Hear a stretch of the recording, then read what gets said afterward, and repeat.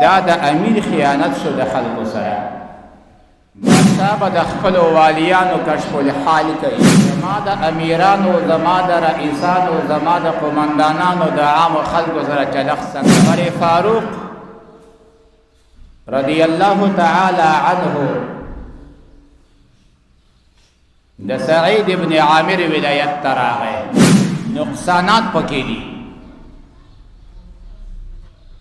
د دې له وجې نه موږ تا ته د خپل امیر یا د خپل والی دا څلور شکایتونه تاسو ته در او شهید دی اصلا الله نه غوښتل چې د کافر لاس په دې شهید باندې ورته دوه ځایه شو شهید پکې نه نوته. خیانت کې راغی. دا د امیر خیانت شو د خلکو سره. دې وجې نه فرمای سعید بن عامر دا د حضرت عمر فاروق رضی الله تعالی عنہ په وخت کې په حمص او یمن باندې والی مقرر شوی و. بادشاہ به کله کله په خپل والیانو باندې ګرځي. بادشاہ به د خپل والیانو کشف الحال کوي چې زما د والی د خلکو سره څنګه چلخ ده، زما د امیرانو، زما د رئیسانو، زما د قمندانانو د عامو خلکو سره چلخ څنګه ده.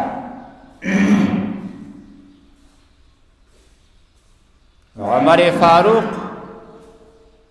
رضی الله تعالی عنه د سعید ابن عامر ولایت ته راغی. د خلکو نه پوښتنه وکړه چې تاسو والی، تاسو مشر څنګه سړی ده؟ هغه ورته وویل نعم الرجل هو سعید ابن عامر خسړی خو الا مگرم یو درې څلور خو پکې ده، نقصانات پکې دي. د دې له وجې نه موږ تا ته د خپل امیر یا د خپل والی دا څلور شکایتونه تاسو ته در اورو.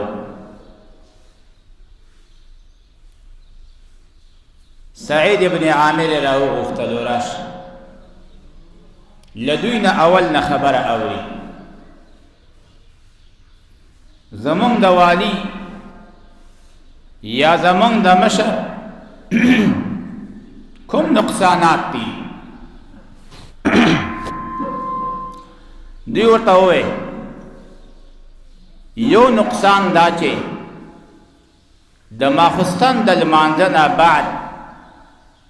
بیا چاته دروازه نه خلاصوي. دا یو شکایت. دویم دا چې په میاشت کې یو ځل د ورځې غیر حاضری کوي، ناراضي بالکل دفتر ته ناراضي. دریمه دا چې په کال کې یو ورځ په ده باندې ذوبیت راشي،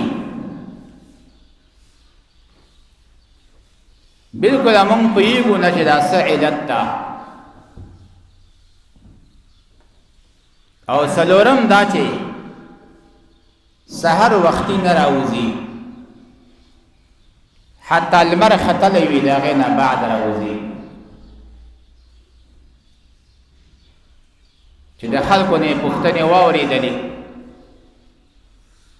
د هغې نه بعد سعید ابن عامر راوغوښتلو، د خلکو تر مخکې نه پوښتنه کوي. چې سعید ابن عامره د الله لخوانه زه مقرر یم بیا ته په حیث د یو نائب په دې خلکو مقرر یې د دې لپاره چې د خلکو فغان او شور ما ته رانشي د خلکو حاجتونه بند او پوره وګرځئ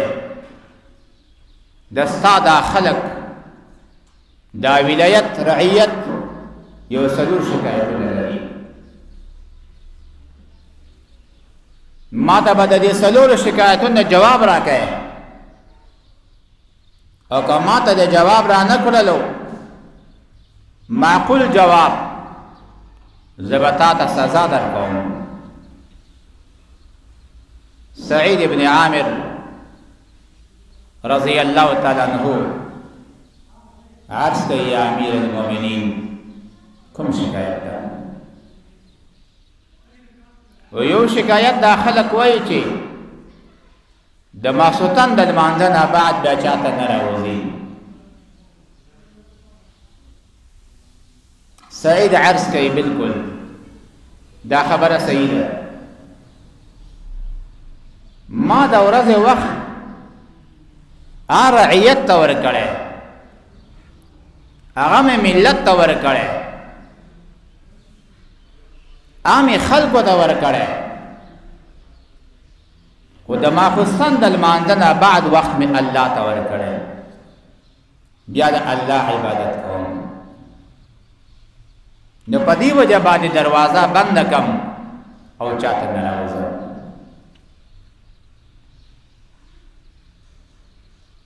حضرت عمر ابن عبدالعزیز په سنه 101 کې وفات شوی 9 کې خلافت ورسپارلی شي د ده بیبي و میرمن فرمایي چې له کومې ورځې نه چې زما خاوند امیر المؤمنین شو او خلافت یې لاسته کړ بیا یې له ما نه د جنابت غسل نه دی کړی سبحان الله دومره مصروف شو چې د ورځې و د شپې به یې ژړا وه الله ته به یې ژړل الله ته به یې زارۍ کولې چې یا الله ته خو عظیم مسئولیت زما په غاړه کړ یا الله د دې مسئولیت ادا کول خو لوی بوج ده دا به څنګه ادا کوم دغه عظیم مسئولیت به څنګه پوره کېږي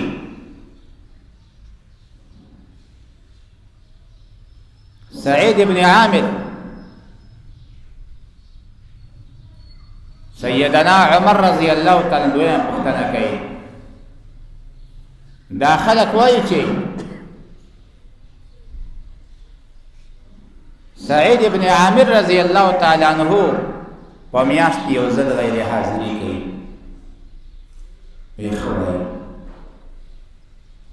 یا امیر المؤمنین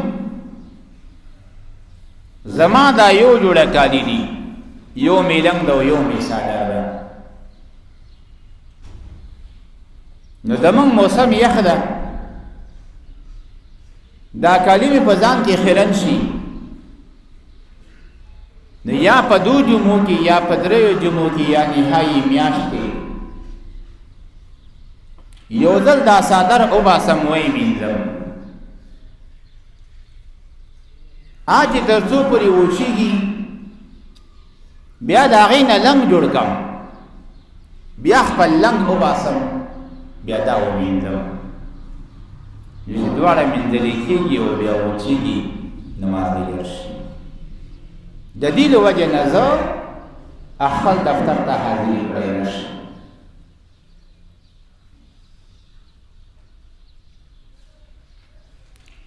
درېیمه خبر چې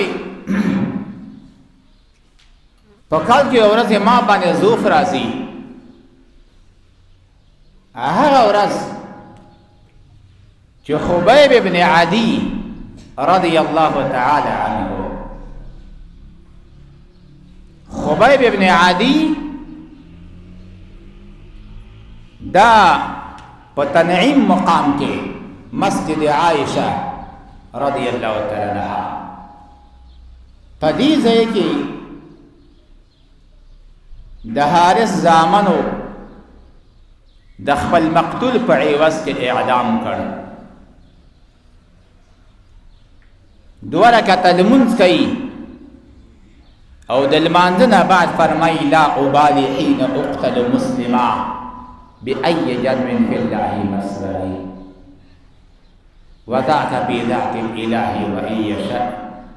يبارك في أوصال شرب ممزع. نو چې د کله 2 رکعته لمونځ وکړ اعدام ته جګ کړلو نو اخنس ابن شریق یا بل کافر راغی په دا نیزه باندې چوخولو. دی فرمایي اتق الله. نور هم دی تیز شو په شهادت باندې ورسول شو. 40 ورځې دی ځوړند و. د مدینې منورې نه رسول الله صلی الله علیه وسلم 2 صحابه کرام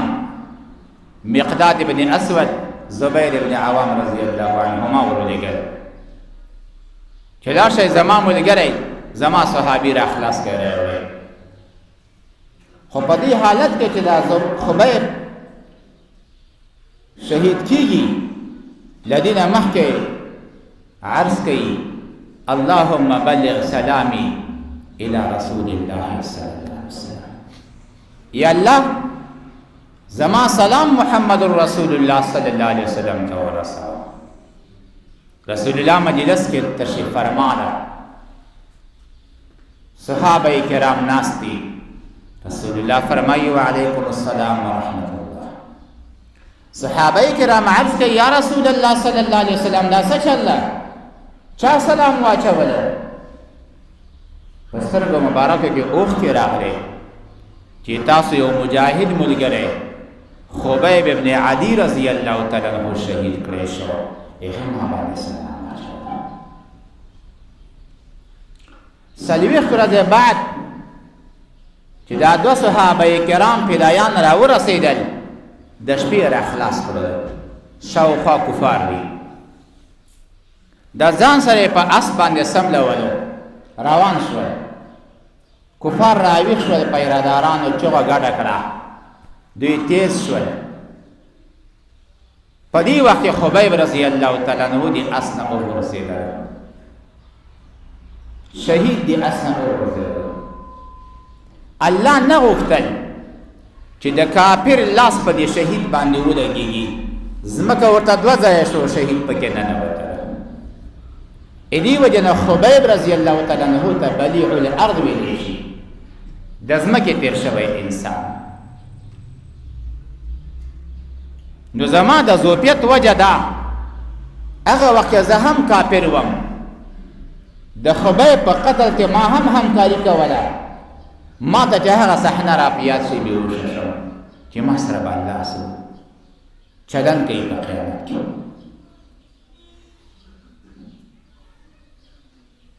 دریمه وجه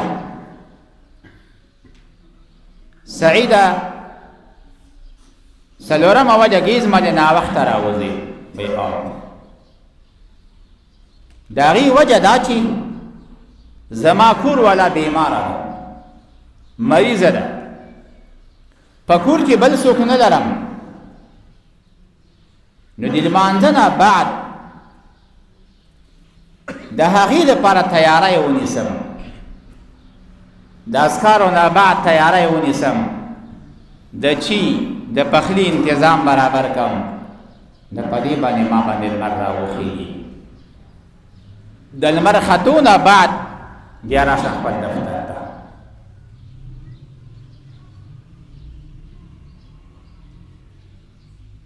عمر رضی الله تعالی عنہ خلقو ته قناعت ورکوي چې تاسو د سعید ابن عامر رضی الله عنه جوابات واورئ. نو د آیت لاندې فرمایي که چېرته یو امیر په خپل ټاکلي وخت بغیر د کوم ضرورت نه حاضر نشي د دې آیت لاندې راغی یا بغیر د ضرورت نه خپل دروازه د خلکو تر مخ بند کړل هیڅ کارم نشته خالی کوټه کې ناست وي مصروفیت هم نه وي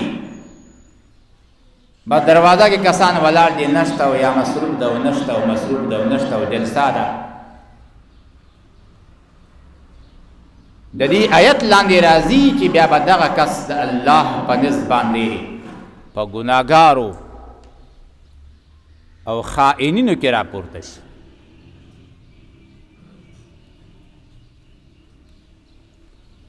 امیر با خیانت نه کوي د خلکو په اموالو کې په بیت المال کې حضرت ابن اللتبیہ رضی اللہ تعالی عنہ دا د رسول الله صلی الله علیه وسلم د اخوانا یو امیر او والی مقرر خلق ورته مالونه راوړل دی چې کله راغی مدینی منورې ته نو رسول الله صلی الله علیه وسلم سره مخامخ کېناستلو او ورته وایي چې دغه مال زما خپل مال لا ما ته خلکو را کړی او دغه مال د بیت المال د ستا دپاره ده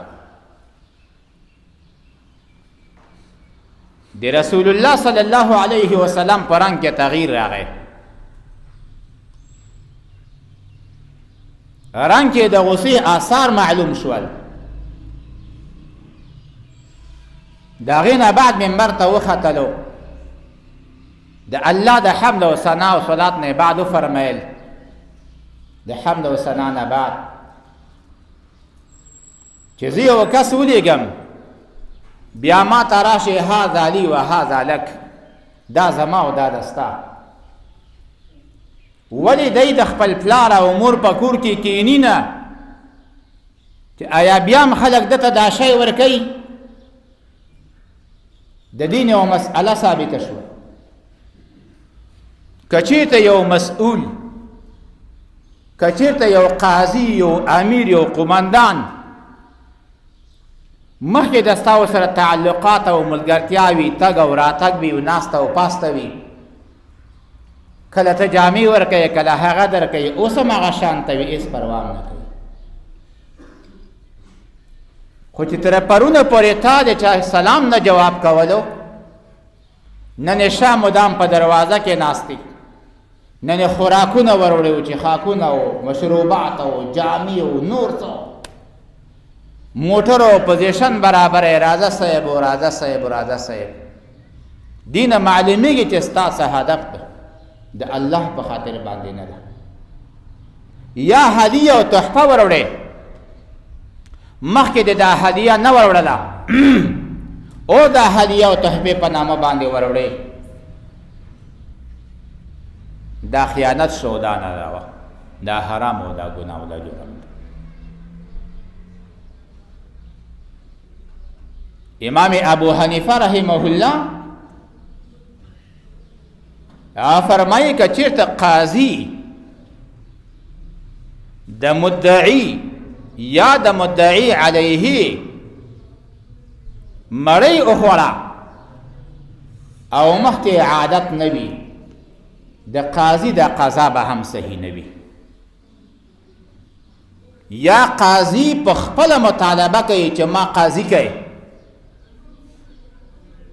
فرمایي دا سړی قاضي نشي ګرځېدی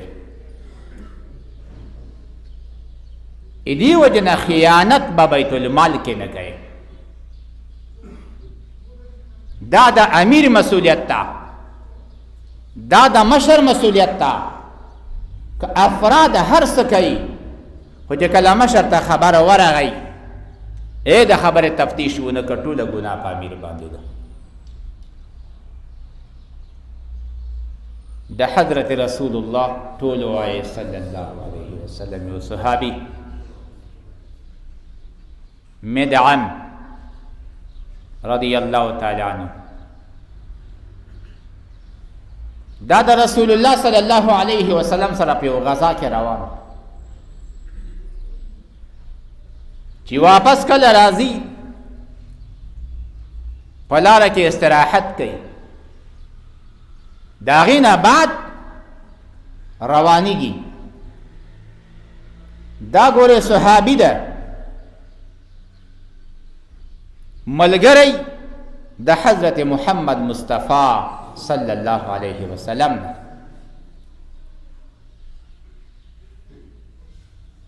راجع شو د رسول الله سورلی سیخی، د بلچانا د رسول الله سیخی، کته پیګری و تړي برابروي. څومره بهترین مجاهد ده، د الله په لار کې روان، جهاد یې کړی. بهترینه ډله د صحابه کرامو ورسره او ورسره خدمتګار د محمد مصطفی صلی الله علیه وسلم، په خپل رسول الله صلی الله علیه وسلم ورسره ده. په دې وخت کې ناڅاپه یو غشی راغی، دا په دغه صحابي باندې ولګېدو، صحابي شهید شو. صحابه کرام آواز کوي، سا آواز کوي، مبارک شا اے شہیدت جنتی، جنت تے مبارک شا. سردار کائنات محمد مصطفی صلی اللہ علیہ وسلم سے فرمائی، کھلا اللہ اکبر، دا جنتی ندا، انی رأیتہ فی النار لبردت غلہا. اللہ اکبر، دا جنتی ندا، ما دای په جهنم کې ولیدلو.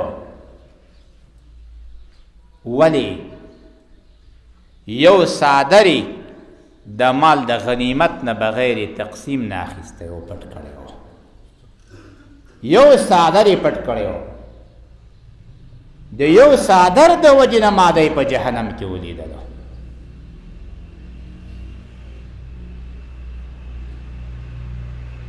صحابي شهید شو. صحابه کرام ورغلل، یا رسول الله صلی الله علیه وسلم پلانه صحابي شهید شوی، راځه جنازې ته. رسول الله صلی الله علیه وسلم فرمایل، صلوا علی صاحبکم، په خپل ملګري د جنازې لمونځ وکئ. نه درځم. صحابه کرام پوه شول چې رسول الله موجود و، رسول الله روغ، رسول الله غیر مصروف، صحابي شهید، او بیا هم رسول الله صلی الله علیه وسلم جنازې ته ناراضي. راځي مونږ دغه شهید تلاش او تفتیش وکړو، مونږ دغه شهید پوښتنه وکړو چې دا ولې، نو چې هر کله مونږ دغه سامان تلاش کړلو، مونږ د 2 روپیو په اندازې باندې 2 مرۍ پیدا کړې چې د غنیمت د مال نه په پټه باندې اخیسته وي. د دې 2 روپیو په وجه باندې سردار کونین محمد رسول الله په هغه د جنازې لمونځ نه کړی. الله اکبر. نو چې د رسول الله صحابي هم شي او د مقدار د 2 روپیو په اندازې باندې د خدای پیغمبر او هغه د جنازې لمونځ نه کوي زمونږ به څه حال وي یا ایها الذین آمنوا اطیعوا الله د الله اطاعت وکئ د الله تابعداري وکئ د الله حکم بمنئ د الله په طریقې باندې بځئ چې ته امیر شوې د خلکو سره به خیانت د خلکو سره کبر د خلکو سره غرور دا به نه کوې ما کان لنبی ان یغل پیغمبر د چا سره خیانت نه کوي یو صادر د غنیمت د مال نه ورک بیا خلکو ووی لعله اخذه رسول الله صلی الله علیه وسلم کیدای شي دا صادر رسول الله اخیستی وي الله پاک آیت راولیږلو ما کان لنبی ان یغل پیغمبر د پر سر نه مناسب نه دی چې هغه خیانت وکړي ومن یغلل یأتی بما غل یوم القیامه خو چې څوک هم خیانت وکړي که هغه ځمکه وي که هغه غوا وي که هغه وزه وي که هغه اوښ وي که هغه موټر وي که هغه رینجر وي که هغه اسلحه وي که هر څه وي یأتی بما غل یوم القیامه دی به همغه شي باندې به راتګ کوي په ورځ د قیامت باندې اوښ به له پاسه په دې باندې بار وي اواز به کوي غوا دغسې وزې و میږې و دغسې رمباړې به وایي نو یا ایها الذین آمنوا اطیعوا الله د خدای اطاعت وکئ که امیر چېرته په ناروا باندې حکم کوي لا طاعت لمخلوق فی معصیت الخالق بیا د مخلوق اطاعت به ضرور نه وي په معصیت د خالق کې بیعت چې د امام سره بیعت چې د خلیفه د وخت سره بیعت چې د امیر المؤمنین سره کېږي په طاعت باندې په هغه امورو کې چې الله پاک جل جلاله روا کړی وي که کله هم امیر یو ناروا کار خلاف د الله او خلاف د رسول او خلاف د قرآن نه حکم وکړي په هیڅ چا باندې هم اطاعت ضرور نه ده لا طاعت لمخلوق یا لا طاعت للمخلوق فی معصیت الخالق رسول الله صلی الله علیه وسلم څه فرمایي ما اوحی الی ما ته د دې وحی نه ده شوی ان اجمع المال و اکون من التاجرین چې زه مال جمع کړم او زه له جملې د تجاران نه یو تجار جوړ شم د ریاست د مسؤلیت د ولایت یا د دندې اخیستل دا د مال دپاره نه ده دا د خلکو د حکمرانۍ دپاره نه ده دا صرف د الله حکم جاری کول په خلکو باندې د خلکو جوړښت د الله سره ولكن اوحي الی لیکن ما ته داسې وحی شوې ده ان سبح بحمد ربک چې ته په حمد د الله تسبیح وایه وکن من الساجدین او سجده کوونکی شه واعبد ربک حتی یأتیک الیقین د خپل رب عبادت تر هغې پورې کوه چې تر څو تا ته مرګ راځي تر مرګه باندې الله نه مه هېروه تر مرګه پورې به د الله پاک جل جلاله حکم منئ او د الله توحید او د الله اطاعت وکئ وآخر دعوانا أن الحمد لله رب العالمين نسألك الفوز في القضاء ونزول الشهداء وعيش السعداء ومرافقة الأنبياء ونسال الأعداء إنك سميع الدعاء. صلى الله تعالى على خير خلقه محمد وبارك وسلم عليه.